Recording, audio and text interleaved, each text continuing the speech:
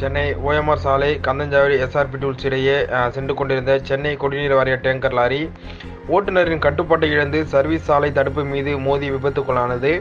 Service சாலையில் இருந்த 3 இருசக்கர வாகனத்தின் மீது இந்த குடிநீர் டேங்கர் லாரி மோதி ஏறி நின்றது. இதில் 3 இருசக்கர வாகனமும் சேதமடைந்தது.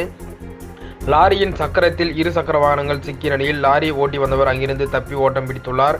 தகவல் அறிந்த துறைப்பக்கம் போலீசார் சம்பவ இடத்திற்கு வந்து விசாரித்த போது சென்னை பெருங்குடி கல்லுக்குட்டை பகுதியைச் சேர்ந்த ஸ்ரீகாந்த் என்பதும் அவர் ஓட்டுநருக்கு பதிலாக கிளீனர் வாகனத்தை இயக்கியது விபத்து ஏற்பட்டதாக போலீசாரின் முதற்கட்ட விசாரணையில் தெரிய வந்ததாக போலீசார் தெரிவித்தனர்.